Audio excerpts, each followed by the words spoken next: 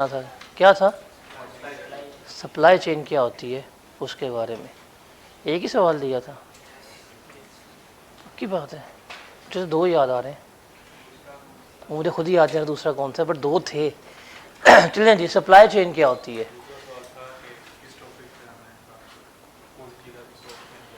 हाँ,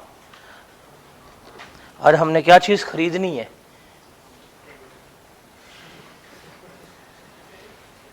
उसके ऊपर भी बात करते हैं। समझिए सेल्स टैक्स होता क्या, जब हम कल बात कर रहे थे सेल्स टैक्स में हमने करना क्या है, क्या चीज़ लेके चलनी है, तो आपके पास डेफिनेशंस होंगी। ज़रा आपके सबके पास हैंडआउट्स मौजूद है ना? किसी के पास हैंडआउट्स ना हो, कहाँ गया? दो बच्चे, चलो आते हैं उसको देखते हैं। हैंडआउट्स में सबसे पहले जो हमारी डेफिनेशन आएगी वो है सेल्स टैक्स की, कि सेल्स टैक्स क्या होता है। इस डेफिनेशन के आगे आप लिख लें कि ये रीड ओनली है, इसको आपने याद नहीं करना। क्योंकि कल हमने देखा था कि हम तीन टर्म्स जो हैं वो डेफिनेशन में इस्तेमाल कर रहे होंगे। एक होगी हमारी जिसे कहते हैं रीड ओनली, दूसरी होगी हमारी क्रैमिंग के लिए, और तीसरी जो होगी जिसको हमने याद करना होगा। ये जो याद करने वाली जो लर्निंग वाली है, रिमेंबर, इसमें से हमारे पास केस स्टडीज़ जो हैं या सिनेरियोज जो हैं वो जो जनरेट हो रहे होंगे। ये वाली जो है ये एज सच हमने रटा मारना है और इसको हमने पढ़ लेना है, लेकिन इसके पेपर में आने के चांसेस ना होने के बराबर हैं। तो पहली डेफिनेशन है सेल्स टैक्स क्या होता है, ये हमारी रीड ओनली है। अब सेल्स टैक्स का मतलब क्या है? देखिए, सेल्स टैक्स में हम जो एक्ट पढ़ेंगे, जो कानून पढ़ेंगे, वो है हमारा सेल्स टैक्स एक्ट 1990। एक्ट और ऑर्डिनेंस में क्या फ़र्क होता है, कोई बताएगा? एक्ट और ऑर्डिनेंस, जी बिजनेस लॉ पढ़ रहे हैं तो इतना तो पता होगा। एक्ट और ऑर्डिनेंस में क्या फ़र्क होता है?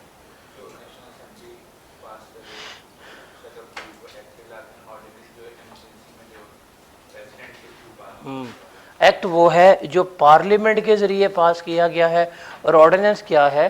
जो पार्लियामेंट के अलावा जो सदर पाकिस्तान ने पास किया है वो हमारा क्या कहलाता है? ऑर्डिनेंस। हम जो यहाँ पे लॉ पढ़ेंगे वो कौन सा है? सेल्स टैक्स एक्ट 1990 है। इसके मुताबिक हमारे मुल्क में क्या हो रहा है? तमाम टैक्स जो है वो कैलकुलेट किया जा रहा है। टैक्स जो है, रिमेंबर, टैक्स कभी भी वॉलेंट्री कंट्रीब्यूशन नहीं होती। टैक्स की अगर हम जब भी बात करते हैं तो टैक्स का मतलब है ये इन्फोर्स्ड कंट्रीब्यूशन है। इन्फोर्स का मतलब क्या है कि हुकूमत जो है इसको बाय द पावर क्या कर रही है? लागू कर रही है, इम्पोज कर रही है। और बाय द पावर की जब हम बात करते हैं तो ये लीगल पावर्स होती हैं, कानूनी तौर के ऊपर क्या कर रही होती हैं वो इसको लेकर चल रही होती है। तो टैक्स हमेशा जो है वो किसी ना किसी कानून के मुताबिक जो है वो गवर्नमेंट कलेक्ट कर रही होती है। गवर्नमेंट कभी भी ये नहीं कहती कि जी मस्जिदों में ऐलान करवा रही होती है जिसका दिल करता है वो टैक्स अल्लाह का प्यारा जो है वो हमें दीजिए, हमें कबूल है। नहीं, वो कहती है भाई टैक्स निकालो, गन पॉइंट के ऊपर आपसे टैक्स जो गवर्नमेंट है लेके जा रही होती है। तो सेल्स टैक्स क्या होता है? रिमेंबर, सेल्स टैक्स का मतलब है कि इस एक्ट के मुताबिक, इस कानून के मुताबिक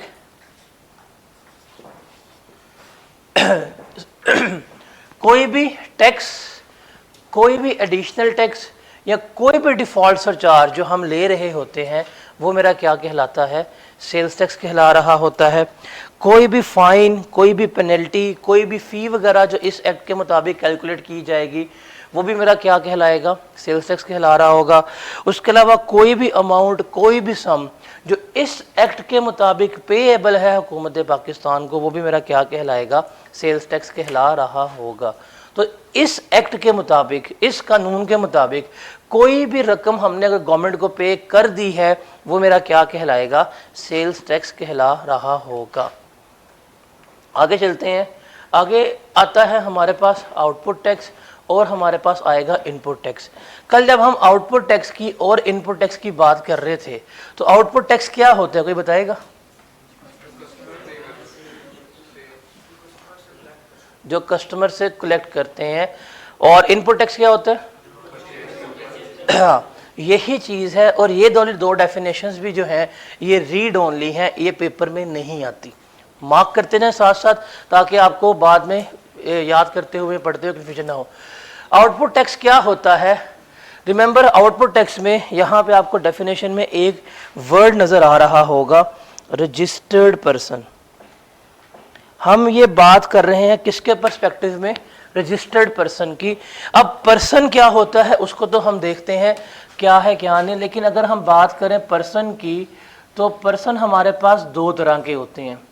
एक है रजिस्टर्ड पर्सन और दूसरा है हमारे पास अनरजिस्टर्ड पर्सन।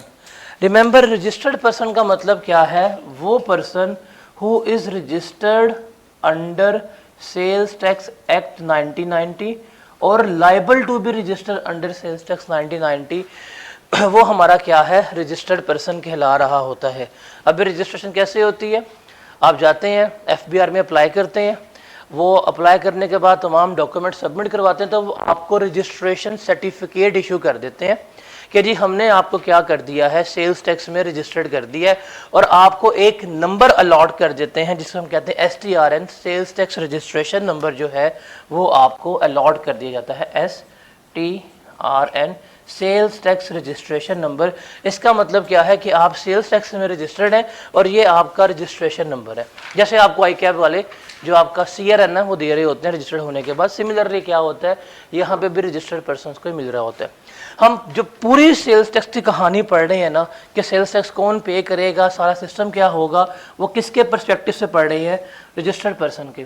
जो बंदा रजिस्टर्ड नहीं है उसका यहाँ पे कोई लिंक नहीं है, उससे हम टैक्स तो निकलवा लेते हैं बट उसके ऊपर तमाम रूल्स वगैरह जो है वो वैलिड नहीं होते। क्या हम लोग रजिस्टर्ड हैं सेल्स टैक्स में? नहीं। बिजली का बिल पे करते हैं, गवर्नमेंट हमसे फिर भी टैक्स ले लेती है, वो हमसे ले लेती है, लेकिन दुकानदार केक्स एंड बेक्स वाले रजिस्टर्ड होंगे, इनसे टैक्स कैसे कलेक्ट होगा, वो सारा कुछ क्या करना है वो हमने यहाँ पे पढ़ना। तो यहाँ किसके बारे में बात कर रहे हैं? रजिस्टर्ड पर्सन की। अब पर्सन क्या होता है उसको भी ज़रा हम डिस्कस करते हैं लेकिन पहले आउटपुट टैक्स जो हमने कल डिस्कशन की थी इसको सिर्फ आपने रीड करना है। अब आउटपुट टैक्स का मतलब क्या है कि जब आपने सप्लाई ऑफ गुड्स की, जब आपने गुड्स की सप्लाई की, उस वक्त जो आप टैक्स कलेक्ट कर रहे हैं वो हमारा क्या कहलाएगा? Output tax. जैसे कल की एग्जांपल ने बेकरी की, बेकरी पे जाते हैं आप उनसे सामान खरीदते हैं, अब बेकरी वाला आपको गुड्स सप्लाई कर रहे हैं, तो वो जो आपसे टैक्स कलेक्ट कर रहा होगा वो क्या कहला रहा होगा? आउटपुट टैक्स कहला रहा होगा, जब सप्लाई ऑफ गुड्स पर टैक्स हमारा मिल रहा होता है। अब यहाँ पे फिर चीज़ों को हम अंडरलाइन करेंगे कि सप्लाई क्या होता है, इसको देखेंगे, गुड्स क्या होती हैं इसको देखेंगे, और पर्सन क्या होता है इसको भी हमने अब यहाँ पे देखना है। ये तीन चीज़ें जो हैं वो हमारे लिए रेलेवेंट होंगी।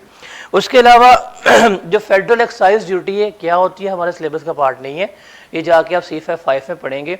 बट जब भी मैन्युफैक्चरिंग वाला प्रोसेस हो रहा होता है, जब आप गाड़ियाँ जैसे फॉर एग्जांपल बाइक्स बना रहे हैं, कार बना रहे हैं, जब आप मैन्युफैक्चरिंग कर रहे होते हैं तो मैन्युफैक्चरिंग के वक्त आप रॉ मटेरियल लेके आते हैं, उससे फिनिश गुड्स बना रहे होते हैं, तो उस प्रोसेस में जब आप एक शेप से दूसरे शेप में चीज़ों को कन्वर्ट कर रहे होते हैं तो आप एक ड्यूटी पे कर रहे होते हैं गवर्नमेंट को। देखें, आप इंजन लेके आए हैं, आप टायर लेके आए हैं, ये इंजन अलग है टायर अलग है, लेकिन इंजन को आप टायर को साथ लगाए तो क्या बन जाएगा? गाड़ी बन जाएगी। तो जब वो आप साथ लगा रहे होते हैं तो गवर्नमेंट इसके ऊपर भी क्या लेती है? आपसे ड्यूटी ले रही होती है। चेक किया गवर्नमेंट को, छोड़ते किसी को भी नहीं है, तो वो हमारा क्या कहलाता है? Federal excise duty. तो जो हम गवर्नमेंट को पे कर रहे होंगे वो भी क्या कहलाएगा? Output tax. ये सिलेबस का हमारे पार्ट अभी नहीं है। उसके अलावा जो सर्विसेज वगैरह प्रोवाइड कर रहे होते हैं उसके ऊपर जो टैक्स लिया जाता है वो भी क्या होगा? आउटपुट टैक्स कहला रहा होगा। आप रेस्टोरेंट पे जाते हैं, खाना खाते हैं, वो टैक्स लेते हैं आपसे।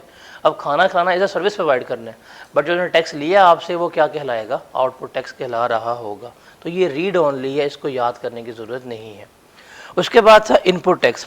इनपुट टैक्स हमने कल देखा था क्या होता है कि जब आप सामान खरीद के आएंगे, जब आपने सामान खरीदा उस वक़्त जो आपने टैक्स पे किया वो क्या है? आपके लिए इनपुट टैक्स है। जब आपने सर्विसेज ली, सर्विसेज लेते हुए जो आपने टैक्स पे किया वो क्या कहलाएगा? हमारा इनपुट टैक्स कहला रहा होगा। जब आपने गुड्स मैन्युफैक्चरिंग की, मैन्युफैक्चरिंग के वक्त जो आपने टैक्स पे किया वो क्या कहलाएगा? इनपुट टैक्स कहला रहा होगा। तो ये हमारा क्या है, इनपुट टैक्स है। इसको भी सिर्फ आप रीड कर ले, इसमें से कोई चीज़ याद करने की ज़रूरत नहीं है। इवन जब हम गुड्स को इंपोर्ट करते हैं, इंपोर्ट के वक्त जो हम टैक्स पे कर रहे होते हैं वो भी क्या कहलाएगा, हमारा इनपुट टैक्स कंसिडर हो रहा होगा। तो ये 3 डेफिनेशंस जो हैं, ये तीनों डेफिनेशंस क्या हैं, हमारी रीड ओनली हैं। अब अगर आप देखें इनपुट टैक्स और आउटपुट टैक्स की बात करें तो ये आपस में क्लोजली रिलेटेड है। अगर हम यहाँ पे एक पर्सन की बात करते हैं, अगर ये पर्सन गुड्स को परचेज करके लाता है तो उसने जो परचेज के वक्त टैक्स पे किया वो इसका क्या कहलाएगा, इनपुट टैक्स। और जब ये सेल करेगा तो सेल के वक्त जो टैक्स कैलकुलेट करेगा वो क्या होगा, इसका आउटपुट टैक्स कंसीडर हो रहा होगा।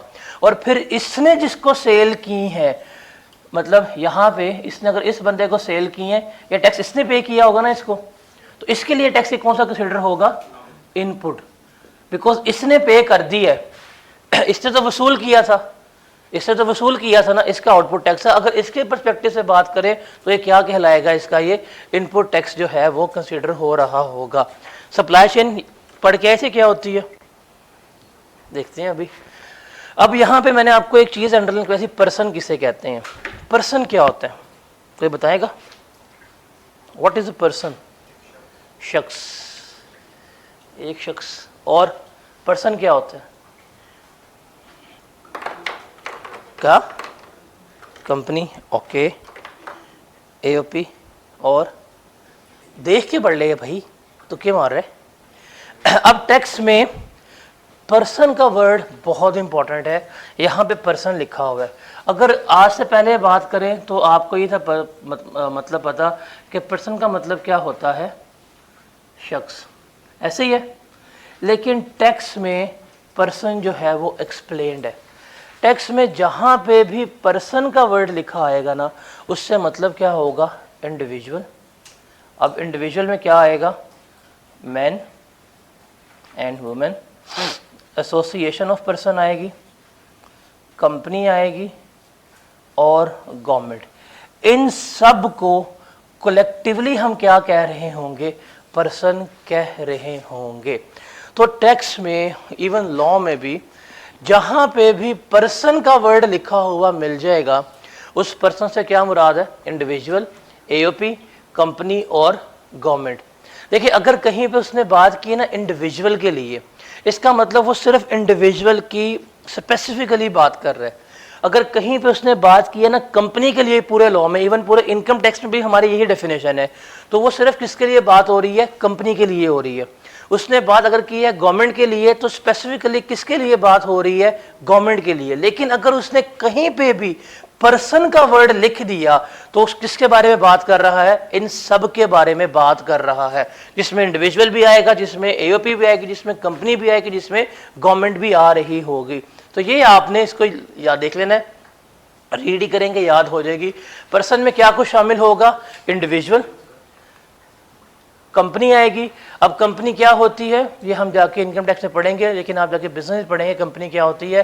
कंपनी मतलब जो एज अ कंपनी एक्ट के तौर के ऊपर रजिस्टर्ड हुई है, उसको भी हम क्या करेंगे, कंपनी ही कंसिडर कर रहे होंगे।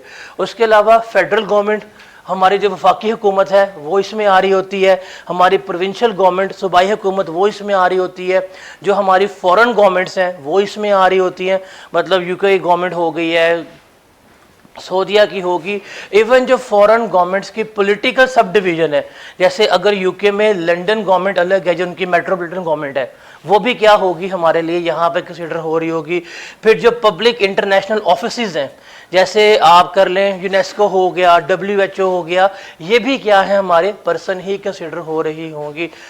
उसके अलावा तो ये सारी चीज़ें जो हैं वो हमारी क्या है, पर्सन कंसिडर हो रही होती हैं। AOP क्या होती है, पार्टनरशिप फर्म। तो ये सारे के सारे हम क्या कह रहे होते हैं, कलेक्टिवली पर्सन कह रहे होते हैं। ठीक है, तो पर्सन इंक्लूड्स क्या क्या, individual, AOP, company and government. याद हो जाएगी। अगर पेपर में कहता है डिफाइन पर्सन तो क्या लिख के आएंगे जरा बोले, इंडिविजुअल, कंपनी, AOP और गवर्नमेंट। और गवर्नमेंट में कौन कौन सी शामिल होंगी, फेडरल, प्रोविंशियल और फॉरेन गवर्नमेंट, ये इसमें शामिल हो रही होंगी। ठीक है, समझ आए पर्सन क्या होता है, रजिस्टर्ड पर्सन समझ आए क्या होता है। अब उसके बाद ये डेफिनेशन है टैक्सेबल एक्टिविटी, इसके ऊपर आप लिख लें लर्न। इसमें से आपको सिनेरियो बेस्ड क्वेश्चंस जो है वो आ रहे होंगे।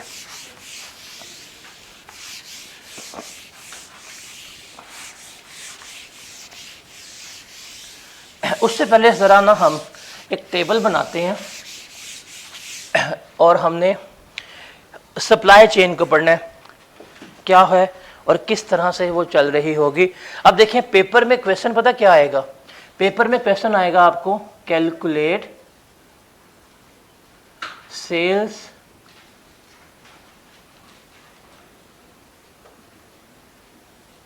Tax liability. पेपर में ना न्यूमेरिकल जो 18 नंबर का आना है उसकी क्या रिक्वायरमेंट है, सेल्स टैक्स लायबिलिटी। अब सेल्स टैक्स लायबिलिटी जो कि हमने साथ साथ न्यूमेरिकल्स भी करनी है। मैंने आपको फॉर्मेट क्रैम नहीं करवाना, मैंने आपको फॉर्मेट जो है बिल्कुल साथ साथ समझाना है कि न्यूमेरिकल के फॉर्मेट में चीज़ें किस तरह आएंगी। अब ये सेल्स टैक्स लायबिलिटी कैसे कैलकुलेट की जाएगी, क्या करेगा वो हमें डाटा प्रोवाइड कर देगा जिसमें हमें गिवन की जाएगी कि हमारे पास सेल्स कितनी है और हमारे पास परचेजेस कितनी है वो हमें गिवन करेगा। अब फॉर एग्जांपल एक पर्सन है, उसने सेल्स की हैं 1 मिलियन की और उसने परचेजेस की हैं 5 लाख की। हमारा सेल्स टैक्स का रेट जो है 18% है, हमने कैलकुलेट करनी है सेल्स टैक्स लायबिलिटी। अब हम कैसे कैलकुलेट करेंगे sales tax liability, sales tax liability calculate करने का जो फॉर्मूला है वो हमारा क्या है, आउटपुट टैक्स, उसमें से माइनस करेंगे हम इनपुट टैक्स, तो मेरे पास आ जाएगा सेल्स टैक्स पेएबल। अब आउटपुट टैक्स कैलकुलेट करना है, हमारी वैल्यू कितनी थी 1 मिलियन, रेट हमारा कितना है 18%। 1 मिलियन का 18% ले कितना टैक्स आता है कितना 1,80,000। ये 1,80,000 क्या है आपका आउटपुट टैक्स कंसीडर हो रहा होगा। आपने कितने की परचेजिंग की थी 5 लाख की, 18% के हिसाब से कितना टैक्स पे किया होगा आपने 90,000। तो ये हम इसमें से लेस करवाएंगे, सेल्स टैक्स पेएबल कितना आ जाएगा 90,000 जो है ये हम क्या करेंगे पे कर रहे होंगे। तो ये जो चीज़ हमने यहाँ पे लिखी है न्यूमेरिकल्स में, हमने यही चीज़ जो है वो क्या करनी है, सीखनी है। हमारी रिक्वायरमेंट यही है जिसको हम क्या करेंगे लेकर चल रहे होंगे। एक और एग्जांपल हम देखते हैं, एक बंदा है उसने सेल्स की हैं 4 मिलियन की, उसने परचेजेस की हैं 35 लाख की। जरा मुझे जल्दी से कैलकुलेट करके बताएं इसका सेल्स टैक्स पेएबल कितना आएगा जल्दी से, फिर मैं इसको बोर्ड पे सॉल्व करता हूं और सब ने बताना है, मैं सबका चेक करूंगा। जल्दी से बताएं इसका सेल्स टैक्स पेएबल कितना आएगा, हरी अप। सेल्स टैक्स में रेट 18% ही है, वो चेंज नहीं होता। सेल्स टैक्स का रेट जो है वो चेंज नहीं होगा। कितना आया आपका पेएबल कितना आ रहा है 90,000, ठीक है, बाकी को भी करने दो।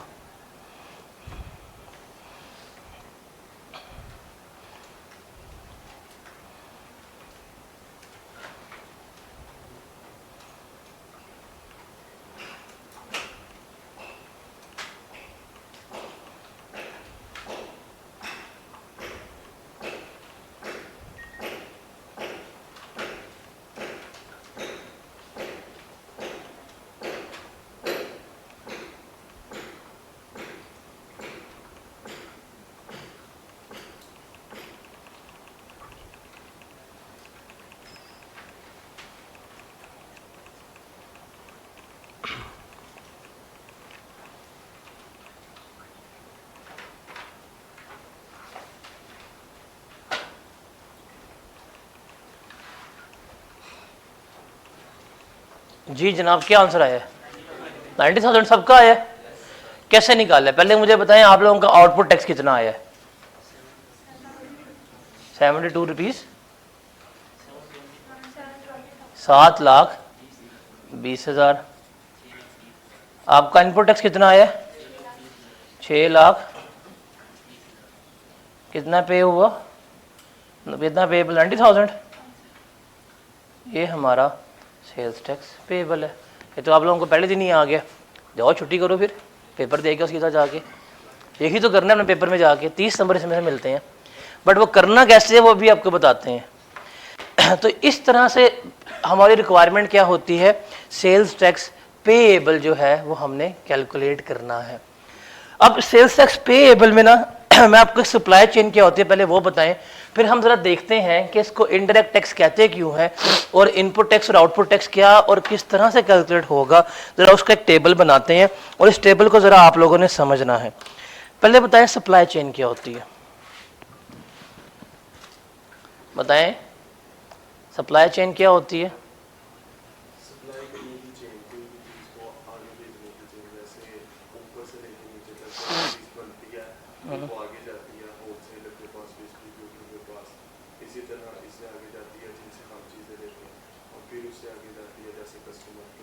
Very good. और कोई आपने शायद देखा हो 2019 का जो है था ना वर्ल्ड कप, उसमें एक सरफराज की होती है प्रेस कॉन्फ्रेंस, नहीं चैंपियन, हाँ 19 के वर्ल्ड कप में, जिसमें कोहली सारा कुछ बोल देता है, सरफराज से पूछते कहते सेम, एटलीस्ट यही कह दो सेम। सप्लाई चेन क्या होती है, सेम, चले सेम होती है सप्लाई चेन। भाई ने बात बिल्कुल ठीक की है। सप्लाई चेन बेसिकली क्या है, यहां पे है एक हमारे पास कस्टमर,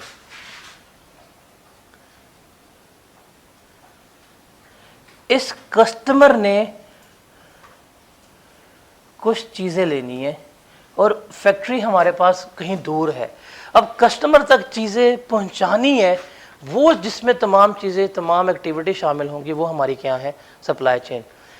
कौन चीज खानी है, अज्यूम करेंगे यहाँ पे, किसने कहना डिंग डोंग बबल, बताएं क्या चीज खाना पसंद करेंगे। ये ना कहना पूरा मुल्क खाना पसंद करेंगे, बताएं।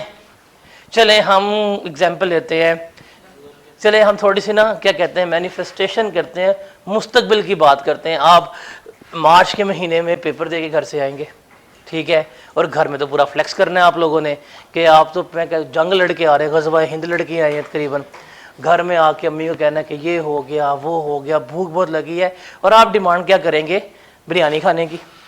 तो वो क्या कहेंगी कि जाके ठीक है जो बिरयानी मसाला है वो बाय करके लेके आओ।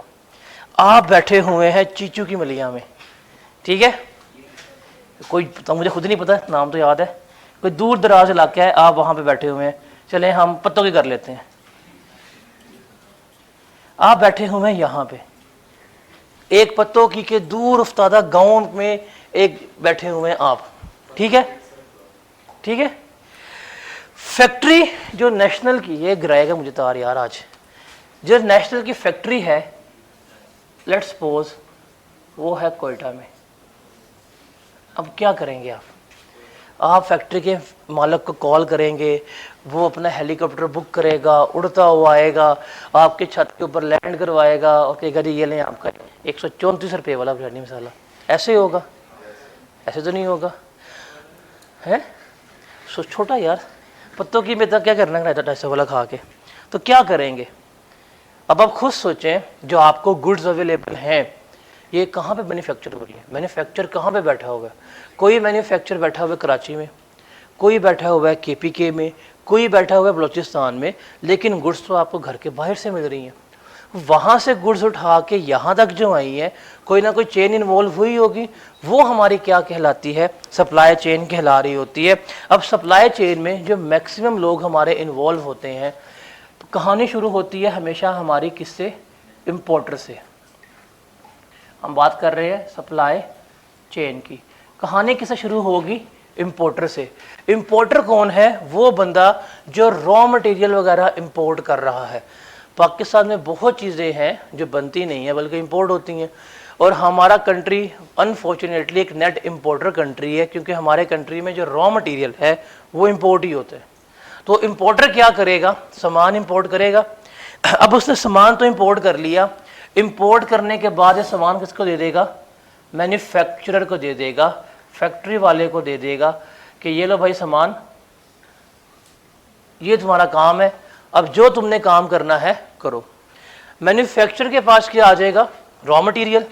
जस्ट टेक एन एग्जांपल, ये लाइट बननी है, ये लाइट वाली फैक्ट्री है। अब इसमें जो लगनी है एलईडीज, जो उसकी चिप होती है वो इम्पोर्ट होगी, यहाँ थोड़ी बनती है पाकिस्तान में, वो क्या होगी, चाइना से इंपोर्ट होगी। अब इंपोर्टर ने वो इंपोर्ट करवा ली है, अब आपकी फैक्ट्री लगी हुई है, आपने इंपोर्टर से माल खरीदा और कहाँ ले आए हैं, अपनी फैक्ट्री में ले आए हैं। फैक्ट्री में ला के आपने ये चिप को जोड़ा, ये शीशा लगाया, सामने तारे लगाई, और क्या होगी, आपकी लाइट जो है वो तैयार हो गई, डन। अब क्या मैन्युफैक्चर गली गली में आएगा बेचने के लिए, नहीं। मैन्युफैक्चर किसको सामान देगा, फिर आगे डिस्ट्रीब्यूटर्स को देगा। अब हर रीजन के क्या होते हैं, डिस्ट्रीब्यूटर्स होते हैं, वो अपने एक डिस्ट्रीब्यूटर को सामान दे देगा कि ये मेरा डिस्ट्रीब्यूटर लाहौर का है, ये सामान आओ मेरे से ले जाओ, और तुमने पूरा लाहौर का रीजन जो है वो कवर करना है। ये डिस्ट्रीब्यूटर मेरा कराची का है, सामान ले जाओ, तुमने कहाँ बेचना है, पूरे कराची में बेचना है। अब डिस्ट्रीब्यूटर जब इनसे सामान लेके आएगा तो डिस्ट्रीब्यूटर आगे किनको सामान बेचेगा, होलसेलर्स को। अब होलसेलर्स कौन से होते हैं, जैसे शालमी मार्केट में बैठे हुए हैं, अकबरी मंडी में बैठे हुए हैं, जितनी होलसेल मार्केट है वो क्या करते हैं, वो डिस्ट्रीब्यूटर्स में बल्क में सामान उठा लेते हैं सस्ते दामों में, वो आपके होलसेलर्स हैं। फिर ये होलसेलर से सामान किसके पास जाएगा, रिटेलर्स को। किसके पास, रिटेलर्स। रिटेलर्स वो लोग हैं जो हमारी गली मोहल्लों में दुकानदार हजरात बैठे हुए हैं, जो गली मोहल्ले में दुकानें चल रही हैं, वो क्या है, रिटेलर्स हैं। और रिटेलर से कौन जाकर सामान खरीदेगा, एंड पे कस्टमर या जो एंड कंज्यूमर है वो किससे सामान खरीद रहा होगा, रिटेलर से खरीद रहा होगा। तो देखिए मैन्युफैक्चरर से कस्टमर तक सामान पहुंचाने के लिए जो ये बीच में पार्टीज इन्वॉल्व हो रही हैं, या जो ये पूरी चेन बन रही है, इसे हम क्या कहते हैं, सप्लाई चेन कह रहे होते हैं। Is that clear. इस सप्लाई चेन में ना जो हमारे लिए इम्पोर्टेंट है, देखिए इम्पोर्टर हमारे सिलेबस का पार्ट नहीं है, बिकॉज इसमें हमने कस्टम पढ़ना होता है, C-FAB में है। मोस्टली ये जो लोग हैं ना, मैन्युफैक्चरर, डिस्ट्रीब्यूटर, होलसेलर और रिटेलर, इनके पर्सपेक्टिव से हमने क्या पढ़ना है, सेल्स टैक्स पढ़ना है कि कैसे ये कैलकुलेट करेंगे, कैसे पे करेंगे। और इसमें से भी ये वाला जो है वो हमारे लिए क्या है, सुपर इम्पॉर्टेंट है। हमने सेल्स टैक्स पढ़ते हुए कस्टमर का जो पर्सपेक्टिव है उसको क्या करना है, इग्नोर रखना है। Is that clear. समझ आइए क्या होती है सप्लाई चेन। अब ये सप्लाई चेन है, सेल्स टैक्स को हम क्या कहते हैं, इनडायरेक्ट टैक्स कहते हैं। इनडायरेक्ट टैक्स का मतलब क्या था कि सारे का सारा टैक्स जो है वो कस्टमर की जेब से निकलवाना है। अब कस्टमर की जेब से टैक्स कैसे निकलेगा उसको ज़रा समझते हैं। हम एक टेबल बनाते हैं, आउटपुट टैक्स और इनपुट टैक्स का सब कुछ पता लग गया क्या होता है, सेल्स टैक्स लायबिलिटी क्या होती है, चल गया पता क्या होता है। चलें ये टेबल हम ड्रॉ करते हैं, इस टेबल को आपने नोट कर लेना है ताकि आपकी अंडरस्टैंडिंग डेवलप हो जाए कि इसको हम इनडायरेक्ट टैक्स क्यों कहते हैं और व्हाट इज़ द रीज़न कि हम इसको इनडायरेक्ट टैक्स के तौर के ऊपर ट्रीट कर रहे होते हैं। इसको ज़रा है हमने यहाँ पर देखना है। सप्लाई ये कर दूँ, सप्लाई चेन मिटा दूँ, सप्लाई चेन रेस कर दूँ।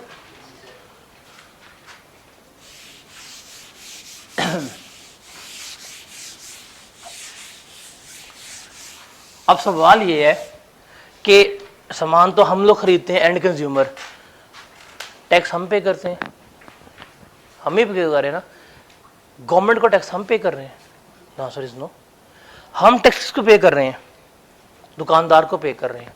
अब गवर्नमेंट को टैक्स कैसे पे होगा वो हमने देखना है। आप तो दुकान से चीज़ लेके आ गए, लेकिन टैक्स जाना है गवर्नमेंट के पास, गवर्नमेंट के पास टैक्स कैसे जाएगा उस चीज़ को हमने देखना है। क्यों, क्या होगा, क्यों, किसको ठंड लग रही है,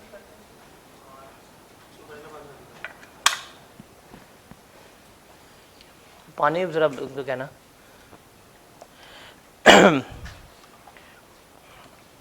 गेट वेल सून। तो हमने ये बात करनी है किसके लिए, अच्छा ये सारी सप्लाई चेन पढ़ेंगे हम किनके लिए, रजिस्टर्ड पर्सन के लिए। हम यहाँ पे एक कॉलम बनाते हैं जिसे हम कहेंगे इनपुट टैक्स, दूसरा कॉलम हम बनाएंगे आउटपुट टैक्स का, और तीसरा हम कॉलम बनाएंगे पेएबल टू गवर्नमेंट या FBR, जो इदारा जिसको हम पे करते हैं वो कौन सा है, हमारा FBR कहला रहा होता है।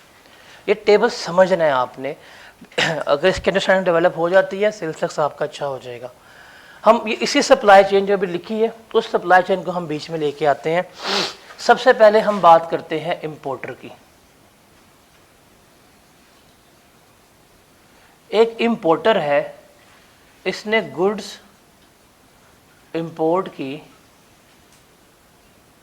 जिसकी वर्थ थी 1 लाख। हमारे पास सेल्स टैक्स का रेट जो है वो कितना रहेगा, 18% है, वो चेंज नहीं होगा। ठीक है, इंपोर्टर ने 1 लाख रुपए की गुड्स जो है वो इंपोर्ट की हैं। जब आप गुड्स इंपोर्ट करते हैं ना पाकिस्तान में चीज़ें, उस वक़्त ही क्या करती है गवर्नमेंट, आपसे सेल्स टैक्स ले लेती है।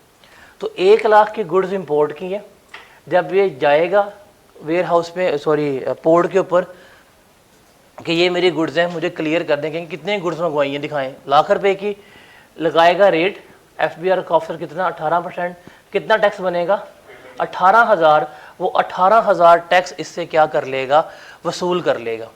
अब इंपोर्टर से 18,000 टैक्स जो है वो वसूल किया जा रहा है, जो इंपोर्टर ने पे किया, तो इसके लिए क्या बनेगा, ये इनपुट टैक्स बनेगा। तो इंपोर्टर ने यहाँ पे कितना टैक्स पे किया है, 18,000 जो है वो इनपुट टैक्स उसने पे कर दिया होगा जब उसने गुड्स इंपोर्ट की। अब इससे डायरेक्ट टैक्स किसने लिया था, गवर्नमेंट ने लिया था, तो इसने डायरेक्ट किसको पे कर दिया, हुकूमत को ही 18,000 जो है वो पे कर दिया। समझ आई इस चीज़ की? किसी को इसमें कन्फ्यूजन है तो मुझे बताए।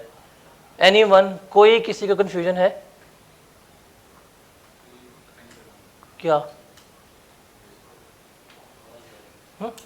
जी पूछे ना, क्या कन्फ्यूजन है, मैं वही कह रहा हूँ। समझ नहीं आई, क्या कन्फ्यूजन है बताएं आप। देखें, एक इंपोर्टर है, इंपोर्टर वो होता है जो रॉ मटेरियल लेके आता है मुल्क में, ठीक है, सामान लेके आता है। अब जब भी गुड्स इंपोर्ट करेंगे ना, हुकूमत टैक्स लेगी आपसे। आप जब इंपोर्ट करेंगे कहेंगे कितने गुड्स इंपोर्ट की हैं, कि इतने ही की है, वो रेट लगाएंगे सेल्स टैक्स का, और उसी वक्त आपको गुड्स हैंड ओवर करने से पहले पहले वो क्या करेंगे, आपसे सेल्स टैक्स जो है वो कलेक्ट कर लेंगे। बिकॉज गुड्स जो हैं अगर वो ये ना करें तो हर बंदा इंपोर्ट कर सकता है, तो इंपोर्ट तो नहीं कर देंगे हर बंदे को, तो उसको रोकने के लिए क्या करते हैं, जब आप गुड्स को इंपोर्ट करते हैं गवर्नमेंट जो है वो क्या करेगी, टैक्स ले लेगी। तो इंपोर्टर ने गुड्स लेके आया, पोर्ट पे उसकी गुड्स आई, जब वो गुड्स को क्लियर करवाने के लिए पहुंचेगा तो गवर्नमेंट क्या कहेंगी, भाई ये आपके गुड्स की मालियत है, इसके ऊपर इतना टैक्स बनता है, ये टैक्स मुझे पे कर दो। उसने टैक्स पे किया, ये आपके गुड्स हैं, घर लेके चले जाओ। Is that clear? अब समझ गए? अब इसने उस वक्त 18,000 पे किया, और ये किसको सीधा पे किया, हुकूमत को पे कर दिया। अब जिसने पे किया इसके लिए क्या कहलाएगा, ये इनपुट टैक्स कहलाएगा। अब खुद बताओ, इंपोर्टर ने 1 लाख रुपए की गुड्स इंपोर्ट की हैं। अब इंपोर्टर से आगे ये गुड्स जानी है किसको, मैन्युफैक्चरर को। अब ये 1 लाख की गुड्स इंपोर्ट करके क्या मैन्युफैक्चरर को 1 लाख की ही गुड्स बेचेगा? कभी ऐसा देखा है आपने कि लाख की चीज लेके लाख की बेची जाए? ऐसा होता है? क्या करेगा ये, लाख रुपए की गुड्स इसने ली हैं, कितने की बेचेगा मैन्युफैक्चरर को? भाई कल तो 10 लाख पे था, यहाँ पे एक 20 की बेच देगा, एक 30 की बेच देगा। लेट्स सपोज इंपोर्टर ने मैन्युफैक्चरर को, जो उसने लाख रुपए की गुड्स इंपोर्ट की हैं, उसने 30,000 रुपये प्रॉफिट के ऊपर 1,30,000 रुपये की सेल कर दी। अब जब उसने मैन्युफैक्चरर को 1,30,000 रुपये की सेल की, आया मैन्युफैक्चरर, भाई सामान मुझे बेच दें, ठीक है, कितने का बेचेंगे, 1,30 का, डन हो गया। जब वो पेमेंट करने लगेगा, जब बिल आएगा, बिल पे लिखा होगा कि सेल्स कितने की है, 1,30,000 रुपये की, और इसके ऊपर क्या किया जाएगा, सेल्स टैक्स ऐड करेगा 18% के हिसाब से, कितना बनेगा, वन दो 23,400 लिखा होगा जीएसटी, और टोटल बिल कितना बना देगा वो आपका 1,53,400 का इनवॉइस बना के आपको दे देगा। इसको वही अज्यूम करें, आप जाते हैं केक्स एंड बेक के ऊपर सामान लेने के लिए, लिखा हुआ है 400 रुपये की चीज़ ली है, वैल्यू लिखी हुई है, नीचे लगाया जीएसटी का रेट, और आपको कहा जी आपने 450 रुपये मुझे पे कर देने। आप कितना पे करके आएंगे? 450 रुपये ही पे करके आएंगे, ऐसे ही होगा। अब इसने कितने की सेल्स की है इसको, मैन्युफैक्चरर को 1,30 की, और मैन्युफैक्चरर से टैक्स कितना लिया इसने? 23,400 का। जो इसने मैन्युफैक्चरर से टैक्स रिसीव किया है वो इसका क्या कहलाएगा? आउटपुट टैक्स कहलाएगा। Is that clear? तो आउटपुट टैक्स इसने कितना लिया मैन्युफैक्चरर से? 23,400 का। यहां तक कोई मसला कि आउटपुट टैक्स कैसे आया बताओ जरा, किसी को मसला है तो बताए, मैं वेट करता हूं यहाँ पे। जब इनपुट टैक्स पे किया था तो उसने 18,000 18% रेट के हिसाब से पे किया। तो जब वो आगे सेल कर रहा है तो उस वक्त टैक्स 18,000 18% रेट लगाते हैं। वो ठीक है, लेकिन इनपुट या आउटपुट में यही है ना कि सर वो जो पे करेगा वो अगले बंदे से ले लेगा, लेकिन रेट पे लेगा, अमाउंट पे नहीं, 18% लगा के लेगा। अब इसने पे किया था कितना? 18,000। अगले बंदे को सेल किया, कितना लिया इसने 18% के हिसाब से? 23,400। प्रॉफिट पे टैक्स लगेगा, सेल्स टैक्स। अब क्या होगा? इसने कितना पे किया था? 18,000। इसने कितना वसूल किया? 23,400। अब इसे हुकूमत कहती है कि तुमने आउटपुट टैक्स कितना लिया है? ये 23,400। तुमने हमें कितना पे किया था? 18,000। इस 23,400 में से अपना 18,000 जो है वो साइड पे कर लो, तुमने हमें पे किया था ना, उसको वापस ले लो। बाकी कितना बनता है एक्स्ट्रा जरा बताओ? 5,000। ये 5,400 क्या करो, हमें पे कर दो।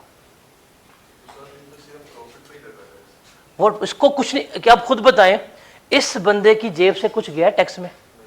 18 पे किया, जब सेल्स की हैं उसमें से 18 वसूल कर लिया, और बाकी किसे पे कर दिया? गवर्नमेंट को।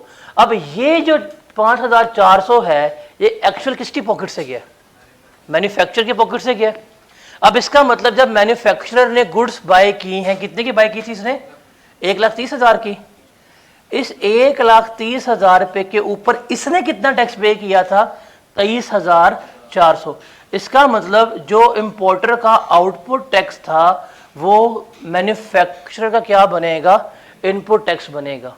ठीक है। अब मैन्युफैक्चरर कितना टैक्स पे करके आ गया? 23,400 का पे करके आ गया। अब ये रॉ मटेरियल लेके आया है, गुड्स को बनाएगा, गुड्स को मैन्युफैक्चर करेगा। अब ये मैन्युफैक्चर करने के बाद सेल करेगा, ऐसे ही है। अब मैन्युफैक्चर करने के बाद किसको सेल किया जाएगा? डिस्ट्रीब्यूटर को। कितने का सेल करेगा?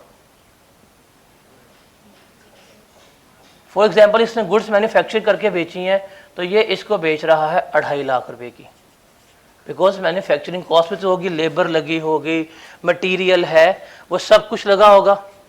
2.5 लाख रुपए की ये गुड्स बेचता है किसको? डिस्ट्रीब्यूटर को। डिस्ट्रीब्यूटर आया, सर सामान बेच दें, कितने का जी? 2.5 लाख रुपए का। डिस्ट्रीब्यूटर से टैक्स लिया जाएगा, किस रेट पे लिया जाएगा? 18% के हिसाब से। जरा बताएं कितना टैक्स बनेगा? कितना? 45,000। तो डिस्ट्रीब्यूटर से टैक्स कितना लेगा? 45,000। वो यहां पे लिख लेगा जी कितना टैक्स आया? 45,000। अब इसको भी गवर्नमेंट कहती है कि हाँ भाई मैन्युफैक्चरर तुमने कितना टैक्स पे किया था? इनपुट सर 23,400 का। सेल्स की है जी, सेल्स कर दी है। कितना वसूल किया है? 45। इस 45,000 रुपये में से अपना 23,400 साइड पे कर लो, तुमने हमें पे किया है। बाकी कितना बनता है? 21,600 हमें क्या कर दो? पे कर दो। अब जरा खुद बताएं, मैन्युफैक्चरर की पॉकेट के ऊपर क्या 1 रुपए का भी बर्डन आया? खुद बताएं। इंपोर्टर अभी तक, क्या इंपोर्टर की पॉकेट में से, इंपोर्टर के अकाउंट में से 1 रुपया भी जाती गया है टैक्स का? जो उसने पे किया उसने अगले बंदे से रिकवर करवा लिया। मैन्युफैक्चरर ने 23,400 पे किया था, इसने किससे रिकवर करवा लिया है? डिस्ट्रीब्यूटर से। तो क्या इन दोनों बंदों की पॉकेट में कोई फर्क पड़ा है? चलिए ठीक है, आगे चलते हैं। आगे बात करते हैं डिस्ट्रीब्यूटर की। डिस्ट्रीब्यूटर ने सामान कितने का परचेज किया है? 2,50,000 का। अब डिस्ट्रीब्यूटर कितना टैक्स पे करके आया हुआ है? 45। ये इसका हो गया इनपुट टैक्स। अब डिस्ट्रीब्यूटर आगे किसको सेल करेगा? होलसेलर को। अब यहां पे प्रॉफिट मार्जिन थोड़ा कम हो जाता है। फॉर एग्जांपल ये आगे इसको सेल कर देता है 2,70,000 की। अब 2,70,000 के ऊपर भी ये टैक्स लेगा 18% के हिसाब से। कितना बनेगा जरा बताएं? 270 इंटू 18 कितना बनता है? 48,600 ये उससे आउटपुट टैक्स लेगा। अब बताओ इस 48,600 में से अपना इनपुट एडजस्ट कर लेगा, रिमेनिंग कितना बनता है? 3600। 3600 ये क्या कर देगा? गवर्नमेंट को पे कर देगा। क्या इस डिस्ट्रीब्यूटर की जेब में से भी 1 रुपया टैक्स गया? जो पे किया सारा किससे रिकवर कर लिया? अगले बंदे से रिकवर कर लिया। अब ये जो होलसेलर है इसने कितने का सामान लिया? ये 2,70,000 का। कितना टैक्स पे किया था इसने? 48,600। अब इसके पास कौन जाएगा? नंबर 5 पे रिटेलर। अब ये फॉर एग्जांपल ये बेचता है रिटेलर को 2,80,000 का सामान। 18% के हिसाब से कितना टैक्स लेगा बताएं जरा? कितना? 50,400 इसने आउटपुट टैक्स लिया। कितना पे करेगा गवर्नमेंट को ये? 1800। 1800 ये गवर्नमेंट को पे कर देगा। ओ अब आगे बात रिटेलर की। रिटेलर जो है वो 2,80,000 का सामान लेके आया है और ये टैक्स कितना पे करके आया है? 50,400। अब बताएं रिटेलर से एंड पे सामान कौन खरीदेगा? कस्टमर। एंड पे आ गया हमारे पास ये नंबर 6 के ऊपर कस्टमर। कितने का सामान बेचना है? 320 का बेच दूं? नहीं, मैंने 320 का बेचना है, नाजायज मुनाफा कमाना है। बताओ 320 के ऊपर 18% लगाएं क्या बनता है? 57,600। कस्टमर से कितना लेगा? 57,600 और सॉरी 600। बताएं गवर्नमेंट कितना पे करेगा ये? 7,200 ये गवर्नमेंट को पे कर देगा। डन। अब जरा कस्टमर के पर्सपेक्टिव से बात करें, कस्टमर के साथ क्या हुई होगी? कस्टमर ने गुड्स बाय की, कितने की? 3,20,000 रुपए की। गया भाई कितने का सामान है? 320 का। उसने कहा इनवॉइस लेके आओ। इनवॉइस आई, प्रिंट हुआ, साथ क्या यहाँ लगा हुआ था? यहाँ पे जीएसटी लगा हुआ था। रेट था 18%। कितना बाया? 57,600। कितना टोटल बनता है? 377,600। कस्टमर ये बिल पे करके गुड्स लेके आ गया। अब कस्टमर आगे किसी को नहीं बेचेगा, कस्टमर ने गुड्स कंज्यूम करनी है। अब जरा मुझे इस कॉलम का सम करके बताएं कितना बनता है? शाबाश जल्दी से। टोटल टैक्स का सम कितना बनता है बताएं?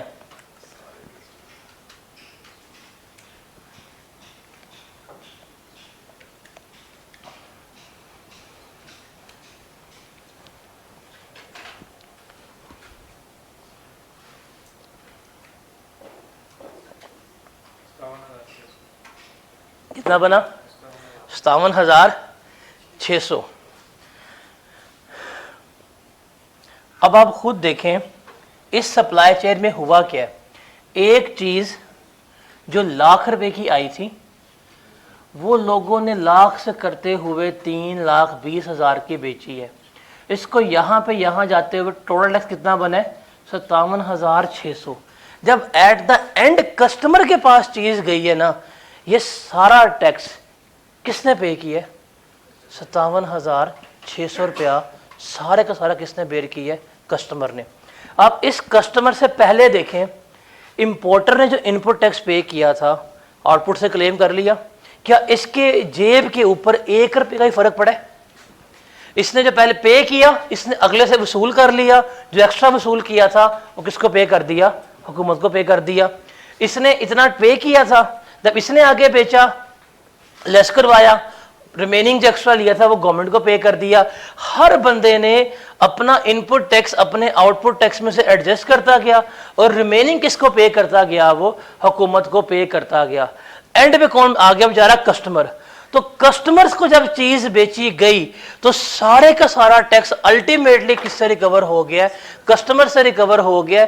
कस्टमर से पहले सप्लाई चेन में जितने भी लोग रजिस्टर्ड थे उन सब ने क्या किया? अपना इनपुट टैक्स एडजस्ट करवा दिया। लेकिन जब कस्टमर सामान लेके आया तो इंपोर्ट से लेके देखें यहां से लेके यहां तक टोटल टैक्स कितना था? 57,600। वो सारा किसकी पॉकेट से निकला है? कस्टमर की पॉकेट से निकला है। इसलिए हम इसे क्या कहते हैं? इनडायरेक्ट टैक्स कहते हैं। क्या कहते हैं? Indirect tax. की ये इनडायरेक्टली सारे का सारा किसकी जेब से निकल रहा है? कस्टमर के, एंड कंज्यूमर की। तो ये जो आप जितनी चीजें कंज्यूम कर रहे हैं ना, इवन ये मार्कर ही है, इसके ऊपर जितना भी टैक्स है वो किसने पे किया है? कंज्यूमर ने। बिकॉज मैन्युफैक्चरर से लेके रिटेलर तक हर बंदा तो अपना टैक्स एडजस्ट करवा रहा है। उनको सेल्स टैक्स से कोई फर्क नहीं पड़ा, उनके लिए कोई चीज महंगी नहीं हुई। लेकिन जिसने एंड कंज्यूमर के तौर के ऊपर चीज खरीदी है, सारा टैक्स कौन पे करेगा? वही बंदा पे कर रहा होगा। So that is the reason कि हम इसे क्या कहते हैं? इनडायरेक्ट टैक्स कह रहे होते हैं। सेल्स टैक्स के मल्टीपल नाम जो हैं वो इस्तेमाल हो रहे होते हैं। एक इसे हम कहते हैं इनडायरेक्ट टैक्स,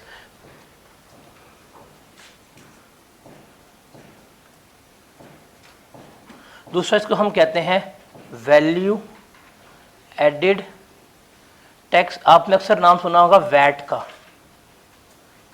तीसरा इसे हम कहते हैं मल्टी स्टेज टैक्स। तो ये 3 नाम हैं जो हम सेल्स टैक्स के इस्तेमाल करते हैं। इनडायरेक्ट टैक्स तो समझ लगी क्या हो गया, क्यों कहते हैं? बिकॉज इनडायरेक्टली इस सप्लाई चेन का सारा टैक्स कौन पे कर रहा है? एंड कंज्यूमर पे कर रहा है। मल्टी स्टेज टैक्स क्यों कहते हैं? अब देखें, हर एक स्टेज के ऊपर कुछ ना कुछ अमाउंट जो है वो एफबीआर को पे हो रही है। और इसको वैल्यू एडेड टैक्स क्यों कहते हैं? वैट। देखें, लाख की चीज 1.30 में बेची तो फिर टैक्स था जो गवर्नमेंट को पे हुआ है। अगर लाख की चीज होती, लाख की बेचते, तो कोई टैक्स में इजाफा आना था? नहीं। तो अगर आप हल्की सी भी चीज 1 रुपया 2 रुपया भी बढ़ा के बेचेंगे ना, तो टैक्स भी क्या हो जाएगा? आपका इंक्रीज हो जाएगा। इसलिए से हम क्या कहते हैं? वैल्यू एडेड टैक्स कह रहे होते हैं। Is that clear? अब ये आपके सामने है, कोई सवाल, कोई कंफ्यूजन किसी को भी है, बी फ्रैंकली पूछे, मैं यहाँ पे आपको सब कुछ करता हूँ क्लियर। किसी को कोई कंफ्यूजन है, मैं पूछ रहा हूँ ऑन रिकॉर्ड, मुझे बता दे, मैं यहाँ पे आपको प्रॉपर आंसर दे दूंगा। देखें इस टेबल को ध्यान से देखें, ये है हमारे मुल्क में सबसे बड़ा इंसाफ। मरता कौन है? गरीब आदमी। इसलिए कहते हैं इनडायरेक्ट टैक्स जो है वो कातिल होता है गरीबों का। बिकॉज ये सारा टैक्स कौन पे कर रहा है? गरीब आदमी, कंज्यूमर पे कर रहा है। वो जो है ना मालिक, मैन्युफैक्चरर, उसको कोई मसला नहीं है। सेल्स टैक्स 20% भी हो जाएगा ना, उसे क्या है? इनपुट पे किया है, आउटपुट में से एडजस्ट करवा देगा। ये जितने भी दुकानदार हैं, इन्हें कोई मसला नहीं है इस चीज़ से। इनपुट पे किया है, आउटपुट से एडजस्ट करवा देंगे। मसला किसको है? जिसने एंड पे कंज्यूम करना है। बिकॉज सारा टैक्स कौन पे करेगा? एंड कंज्यूमर पे करेगा। और इसलिए क्या होती है, हमारे मुल्क में इन्फ्लेशन भी आ रही होती है, चीज़ें महंगी होना शुरू हो जाती हैं। ठीक है, कोई प्रॉब्लम? किसी को भी प्रॉब्लम है तो बताएं। नेक्स्ट पर्सन से जो है वो टैक्स ले लेते हैं तो कंज्यूमर तक आके सारा टैक्स पे करता है। तो जैसे 1 लाख रुपये है तो उसका 18% उसने पे कर दिया। अब साथ में उसने जो अगले के पास बेची है चीज, उसने प्रॉफिट के ऊपर टैक्स लिया, तो वो प्रॉफिट नहीं कहेंगे, उसे कहेंगे value added. Value added tax है। आपने 1 लाख की चीज़ एक 30 में बेची है तो 30,000 के आपने उसमें वैल्यू एडिशन की है, तो उस वैल्यू एडिशन के ऊपर टैक्स जो है वो गवर्नमेंट को पे किया है। लेकिन उसने नहीं पे किया, इसने नहीं पे किया, इसने वो जो 30,000 की एक्स्ट्रा अमाउंट बनती थी वो इससे लेके गवर्नमेंट को पे की है, इसकी तो जेब से कुछ नहीं गया ना। अब इसने देखो 1,30 की चीज़ 2.5 में बेची है, 1,20 की वैल्यू एडिशन हुई है, उसके ऊपर जितना इजाफी टैक्स था वो किससे लिया है, इसी से लेके क्या किया है, पे किया है। तो हर बंदा अगले बंदे से टैक्स लेके क्या कर रहा है, गवर्नमेंट को पे कर रहा है, इनकी जेब पे कोई फर्क नहीं पड़ रहा होता। तो सर वो जो अगर 30,000 का उसने मार्जिन रख के बेचा तो 30 का 30,000 रुपया उसको प्रॉफिट हुआ, उसने कोई उसके ऊपर जो है वो टैक्स पे किया। सेल्स टैक्स में प्रॉफिट के टर्म इररेलेवेंट है, वो इनकम टैक्स में आएगा। वो जो प्रॉफिट हुआ है ना 30,000 का, 40,000 का, 50,000 का, वो इनकम टैक्स वाले पकड़ेंगे आके। ये प्रॉफिट नहीं कहेंगे, चीज़ कितने की बेची है जी, इतने की बेची है। प्रॉफिट हुआ है, लॉस हुआ है, वो अलग है। आपने चीज़ महंगी बेची है, वैल्यू एडिशन हुई है, उसके ऊपर इतना टैक्स है हमने आपसे ले लेने, प्रॉफिट हम यहाँ पे बिल्कुल नहीं देखेंगे अभी। तो सर जो वैल्यू एडिशन के ऊपर जो टैक्स पे कर रहा है वो भी नेक्स्ट पर्सन से वो भी नेक्स्ट पर्सन से लेके ही कर रहे हैं। अब देखिए ना, हर बंदा अगले बंदे से टैक्स लेके अपना एडजस्ट करवा के गवर्नमेंट को पे करता है। तो जैसे इसने रिटेलर ने 3,20 का इसको सामान बेचा है, तो इससे 57,600 लिया, अपना 50,400 लेस करके गवर्नमेंट को पे कर रहा होगा। तो अब अगले बंदे से लेके चीज़ क्या करते हैं, अपनी एडजस्टमेंट करने के बाद गवर्नमेंट को पे कर रहे होते हैं। ठीक है, और कोई क्वेश्चन किसी का है तो बताएं, देख लें, इसको समझ लें, एब्जॉर्ब कर लें। ये चीज़ है, इसको हम multi stage tax, value added tax इसलिए कह रहे होते हैं। क्लियर, समझ तो नहीं आई? कैसे, मुझे खुद नहीं आई, मैंने क्या कराया तो देखो समझ आ गई। हाँ भाईजान, समझ तो नहीं आई? नहीं, कहाँ बता दो, अगर है तो मैं यहाँ पे अवेलेबल हूँ। मैं पूछ रहा हूँ, रिकॉर्ड के ऊपर है, मैं बार बार पूछ रहा हूँ, किसी को कोई कन्फ्यूजन है मैं आंसर करने के लिए तैयार हूँ। फिर कहा ना हफ्ते के बाद सर वो क्या हुआ था फिर शहबाज गिल को लोग भूल जाएंगे।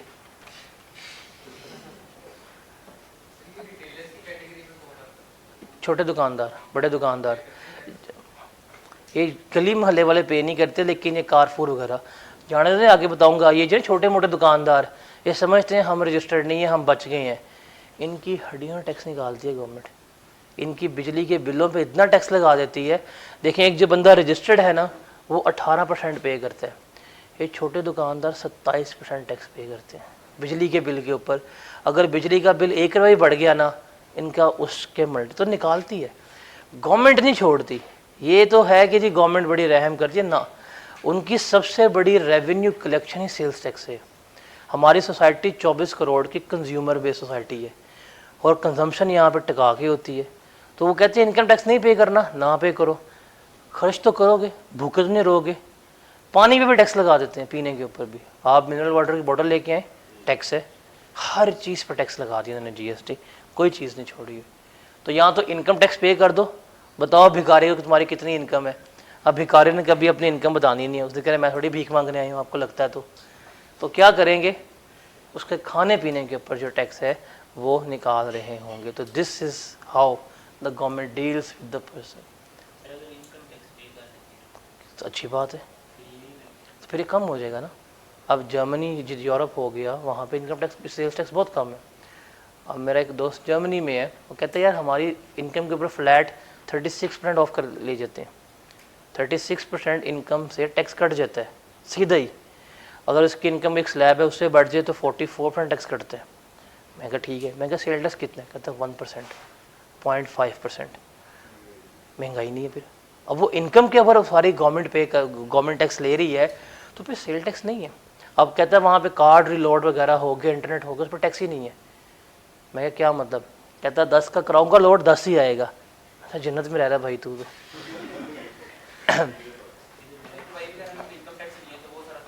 तो नहीं, दुबई में इनकम टैक्स अब आ गया हुआ है और उनके ऊपर वैट है, वैल्यू एडेड टैक्स है जो ले रहे होते हैं। मतलब वहाँ पे थोड़ा सा स्लाइटली सेल्स टैक्स है, लेकिन वो अच्छे मोड का है, वो 3% है और 5% है, और वो भी दुकानदार को वापस कर देते हैं, कस्टमर को वापस कर देते हैं। अगर आप दुबई में गए हैं और आप एज अ टूरिस्ट गए हैं, तो जब आप एयरपोर्ट से निकल रहे होंगे तो आपने जितना वैट गवर्नमेंट को पे किया है आपको गवर्नमेंट रिफंड कर देती है टूरिस्ट वगैरह को। तो वो है। अब जहाँ पे डायरेक्ट टैक्स ज़्यादा है ना, वहाँ पे इनडायरेक्ट टैक्स कम है, आवाम को सहूलत है। अब जहाँ पे डायरेक्ट टैक्स कम है तो फिर आवाम से क्या करते हैं, टैक्स निकालें। जैसे पेट्रोल के ऊपर आई गेस 44% टैक्स हम पे करते हैं पेट्रोल के ऊपर। सेल्स टैक्स हमारा 18% है, हम वहाँ पे गालिबन तमाम टैक्स इंस्टीट्यूट 44% पर लीटर के तौर पे पे कर रहे हैं, if I am not wrong. तो ये है। अब वहाँ पे मैंने पूछा, कहता यार वहाँ पे पेट्रोल के ऊपर कोई 2% टैक्स है जर्मनी में। भाई तो वाकई जन्नत में रह रहा है मजाक के अलावा। तो ये चीज़ें हैं। अगर हमारी कंट्री में डायरेक्ट टैक्स बेहतर हो जाएगा तो इनडायरेक्ट टैक्स कम हो जाएगा, बट ये होता नहीं है। लोग डरते हैं जी, बैंक में नहीं अमाउंट भेजनी, चेक नहीं लेना। आज के दिन भी लोग आपसे चेक नहीं ले रहे, ऑनलाइन ट्रांसफ़र नहीं करवा रहे, जी कैश भेजें कैश भेजें। जब डॉक्यूमेंटेशन ऑफ इकॉनमी नहीं है, जब हुकूमत को नहीं लग रहा पता कि कौन सा बंदा कितना टैक्स पे कर रहा, तो कैसे चलाएगी गवर्नमेंट? फिर वो यहाँ टैक्स निकलवाएगी। अगर और मुश्किल होगा कि टैक्स 18% है, मैं 19 करने लगी, मैं 20 करने लगी, तो आवाम का कबाड़ा कर देगी। या तो आवाम सीधी हो रहे या वो आवाम को इस तरह से करके रखेंगे। तो कंज्यूमर बेस्ड सोसाइटी का सबसे बड़ा फ़ायदा ये होता है कि इनको खाने की लूप में लगा दो, ये खाने पीने में मसरूफ़ रहेंगे और हम इनसे रिकवरी पूरी आराम से सुकून से करते रहेंगे। तो स्मगलिंग करते हैं तो वो तो टैक्स बच जाते हैं, लेकिन जो रियल देखें ना, आप इंपोर्ट कर रहे हो लीगल चैनल से, तो आप इनपुट टैक्स पे करके आए हो, आपने स्मगल करवाया, क्या टैक्स पे किया है? तो इसलिए स्मगलिंग भी हमारे मुल्क में ज़्यादा है।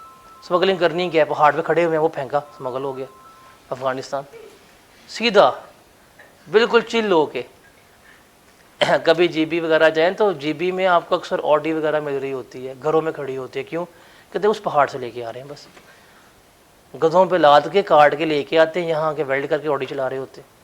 तो स्मगलिंग रोकनी पड़ेगी। स्मगलिंग रोकने, टैक्स का निज़ाम थोड़ा सा बेहतर कर देना तो हमारा कंट्री बहुत अच्छा हो सकता है। इसको सेल्स टैक्स थोड़ा रैशनलाइज कर दें, इनकम टैक्स पे थोड़े स्ट्रिक्ट हो जाएं, स्मगलिंग की रोकथाम में इन्वॉल्व हो जाएं, तो आपका कंट्री बेहतर है। वो हमने करना नहीं है।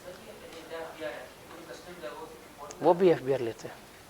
हमारे मुल्क का तमाम टैक्स कौन लेता है? FBR लेता है। वेरियस कवानीन के मुताबिक income tax, sales tax, custom हो गया, FD हो गया, CVT वगैरह हो गया, सारा टैक्स FBR ही लेता है। FBR है federal board of revenue, tax collecting authority Pakistan में एक ही है, FBR है। बहुत ठीक है। फिर कल क्लास करनी है, सैटरडे है। वजह पहले हम लेट शुरू हुए हैं, 2 दिन थक गए हैं, तो 1 घंटे बस, उसको बुखार है। हाँ जी, कल क्लास करनी है सैटरडे। फिर ये वाहिद सैटरडे है जो ऑफ होगा, अगला सैटरडे सारे होने। फिर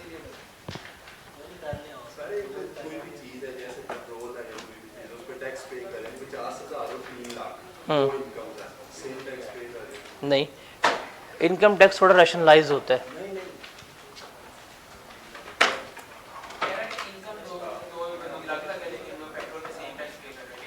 तो ज्यादती है ना।